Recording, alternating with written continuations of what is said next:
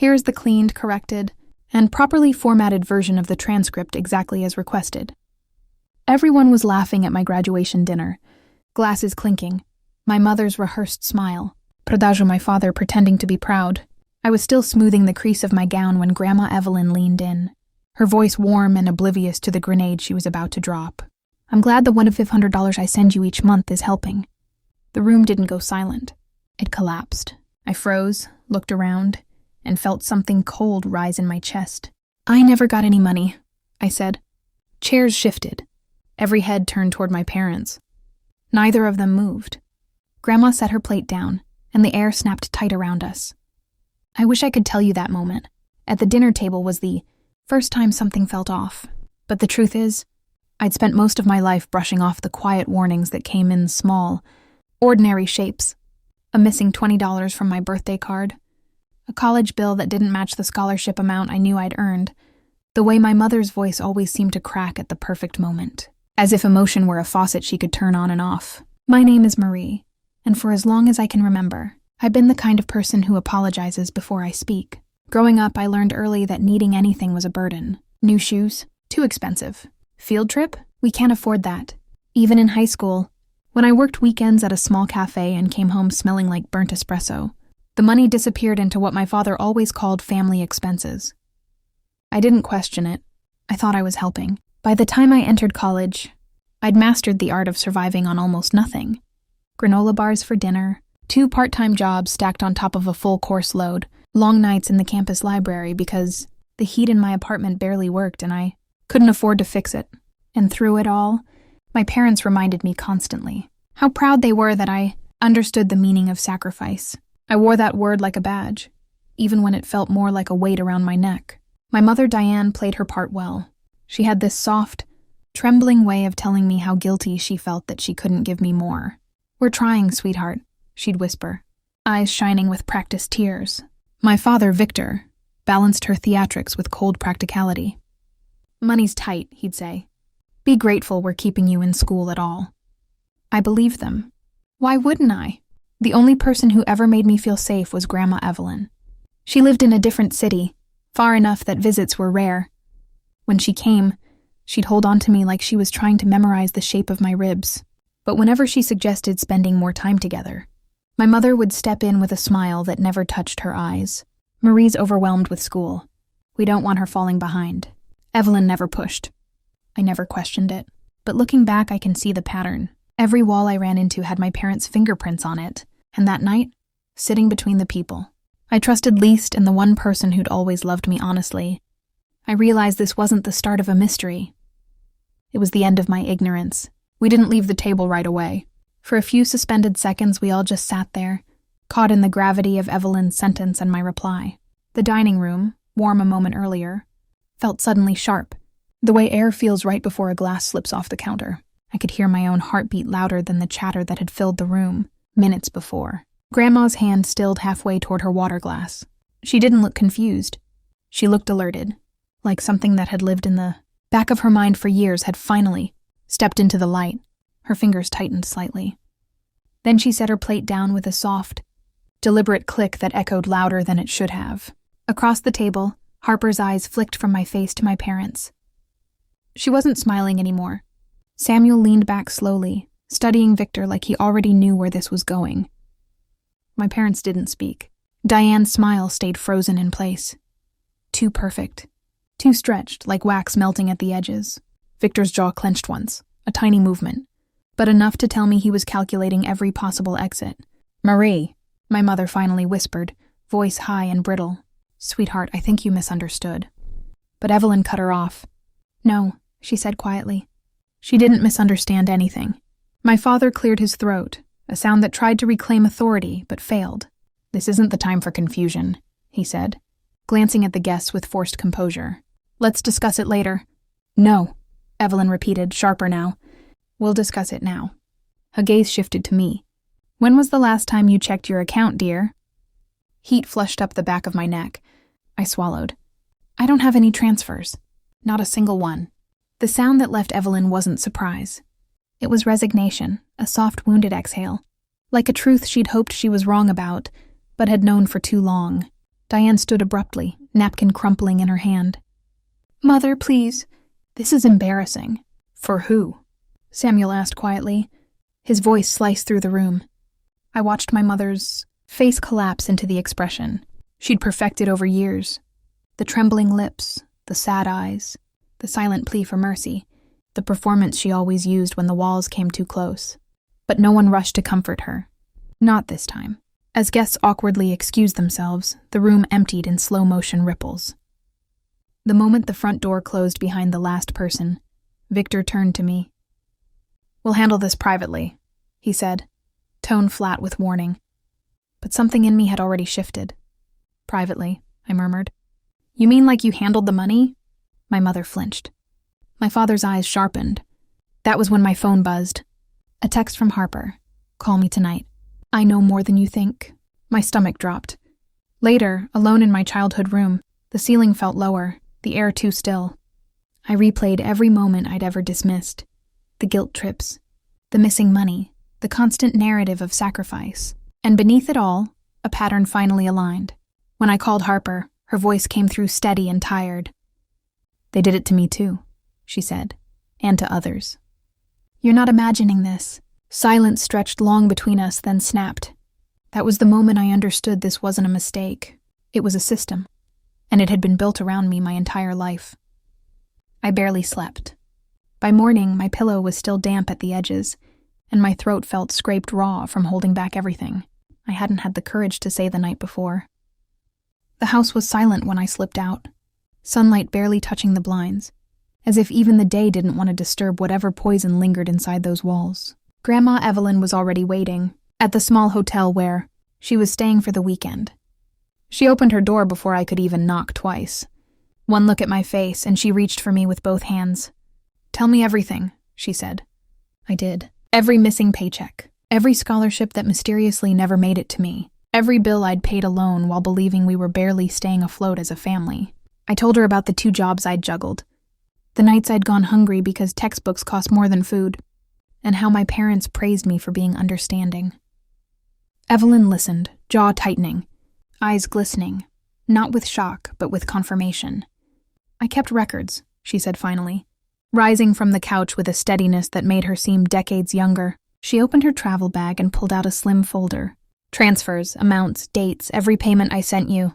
Inside were neatly organized statements, each line a cut straight through my childhood narrative. 4 years of monthly transfers. Notes she'd written on the sides, reminding herself why she sent extra some months.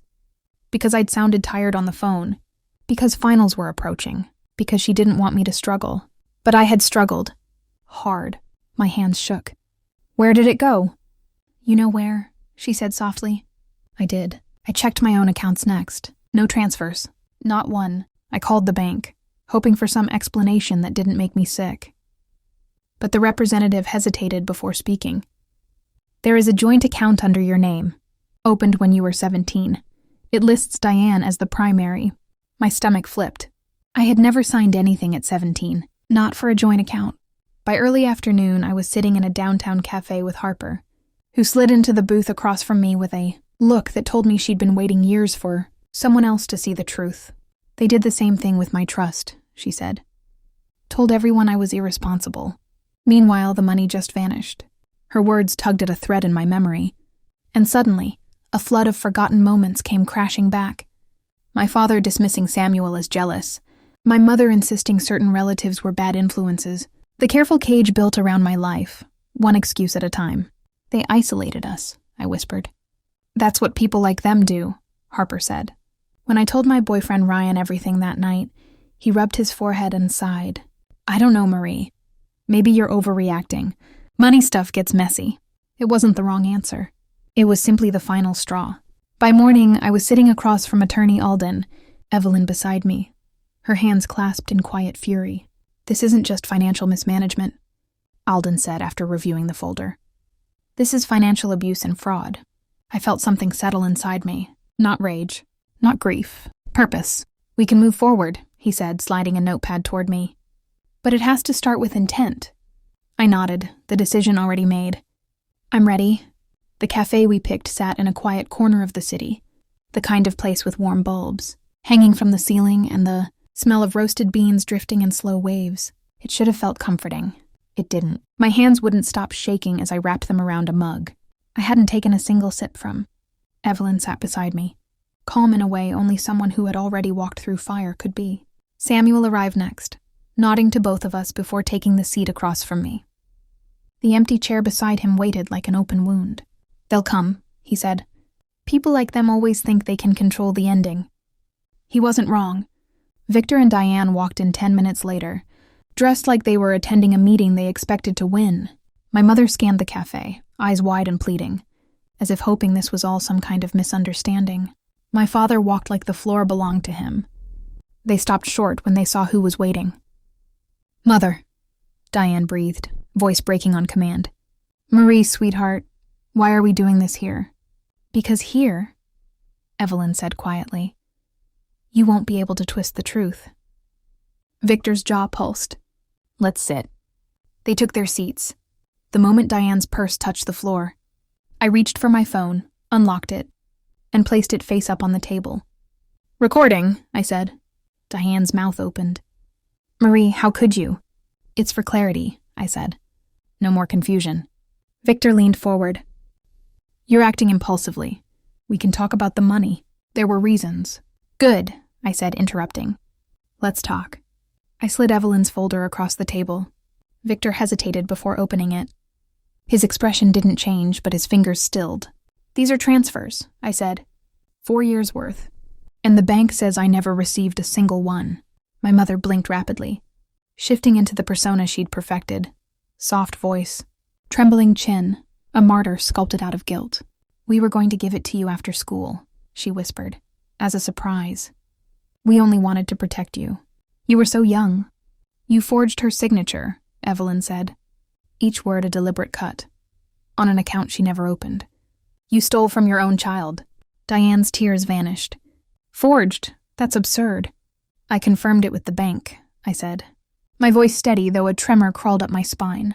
"I wasn't even 18 when that account was created." Victor closed the folder. "There were expenses. Family expenses. You don't understand the weight of financial responsibility." I almost laughed. "I worked double shifts to keep my heat on." He didn't blink. "They took from me too," Harper's voice said suddenly behind me. She stepped out from a corner booth where she'd been waiting, as planned. She walked to our table with steps that didn't waver even once. "My trust fund, gone. My parents told me I must have mismanaged it. I believed them. Turns out the transfers went straight to accounts tied to Victor." My father's shoulder stiffened. A tell he'd spent years hiding. "Lies," he said. "Families help each other. Money is shared." "That's not sharing," Samuel snapped. "And you know it. You did it to our parents too. I just didn't have the proof back then." The cafe had gone eerily silent. The low hum of conversation faded as people turned just slightly. Not enough to be rude, but enough to sense a story unfolding. Victor looked around, realizing the room wasn't on his side. "This is a private matter," he hissed. "No," I said. "Private matters don't involve stolen money and forged documents." Diane reached for my hand across the table, her voice breaking perfectly. "We were overwhelmed. You don't understand how hard it's been for us. We had no choice." I pulled my hand back. "You always had a choice," I said. "You just didn't pick me." Evelyn stood. Her presence changed the room. Even Victor leaned back. "I have spent years trying to believe the best of you," she said softly, directed at Diane. "I told myself you were struggling. I told myself you cared. I told myself you loved your daughter the way she deserves." A beat of silence. "And I was a fool." Diane's breath hitched as Evelyn continued. "You manipulated her. You isolated her. You starved her dreams to feed your pride. And I'm done apologizing for you." Victor scoffed. "Mother, please. This performance." But he stopped when Attorney Alden approached the table. Diane paled. Victor's eyes narrowed into something sharp and defensive. Alden placed a sealed envelope in front of them. "Notice of intent," he said. "Financial fraud, forgery, conversion of funds. We'll begin formal proceedings immediately." Diane shook her head violently. No, you can't do this. Marie, please. Marie, don't let them do this. We're family." "You made me feel like a burden," I said quietly. "You built an entire world where everything I touched was too expensive. Too much, too selfish." My voice didn't rise. It didn't need to. You didn't protect me. You just hid what you were doing. Victor slammed his palm against the table, voice cracking with something I had never heard from him. Fear. You don't know what you're doing. Alden didn't flinch. Actually, she does. The confrontation didn't end with yelling or chaos. It ended with stillness, a heavy, inevitable stillness as Victor and Diane realized the ground beneath them wasn't cracking. It was gone. The courthouse hallway 2 weeks later felt colder than I expected. Evelyn stood beside me, her hand slipping into mine. Samuel sat on a bench, Harper at the far end, her knee bouncing nervously. When the judge called our case, Victor and Diane walked in looking smaller than I'd ever seen them. Diane's eyes were swollen. Victor's suit hung looser, like he'd aged a decade in days. But their expressions changed when they saw the evidence. Evelyn's records, the bank confirmation, Harper's statement, Samuel's testimony, the signed account paperwork with a signature that wasn't mine. The judge asked if I wanted to speak. I didn't expect my legs to move. They did. I told the truth about the nights I'd gone hungry, about the years of being told we were barely making it, about the guilt I carried for simply existing. I told her about the stolen money. But more than that, I told her about the stolen trust. The courtroom didn't breathe. When I finished, the judge nodded once. Discovery will proceed. A forensic accounting is ordered. Victor dropped his gaze. Diane wept behind her hands. Their world was no longer in their control. When we walked out of the courtroom, sunlight hit my face so brightly it felt like a blessing. Evelyn wrapped an arm around me. Justice isn't loud, she murmured. It's steady. And for the first time in my life, I felt steady too. The settlement came quietly, almost anticlimactic. After months of unraveling everything I thought I knew, Victor and Diane agreed to repay the full amount plus damages once the forensic accounting confirmed the truth they could no longer outrun. My father faced separate investigations at his workplace, and for the first time, his confidence cracked in a way that didn't give me satisfaction. Just closure. I moved into a small apartment overlooking the city, the first place that felt entirely mine. Some nights I'd catch myself, waiting for guilt to creep, and not the old instinct to apologize, for wanting space, for wanting peace. But it didn't come. Evelyn visited often. We planted herbs on my windowsill, made tea in the evenings, and talked about the scholarship fund we would build, the one that would keep another student from falling through the same cracks I did. Harper and Samuel became constants too. A small, unexpected circle formed around me, one built on honesty, not obligation. The past hadn't disappeared, but it no longer defined me. I'd taken my life back. Looking back, that graduation dinner didn't break my family. It revealed what was already broken, and in the space that truth created, I built something new. Not perfect, not painless, but real. A life where help isn't a weapon, love isn't conditional, and my worth isn't measured by what I can sacrifice. If you've ever had to protect yourself from the people who were supposed to care for you, I hope my story reminds you of this. You're allowed to walk away. You're allowed to choose peace. And if this story stayed with you, share it. Join the conversation in the comments and subscribe for more true family stories. You're not alone.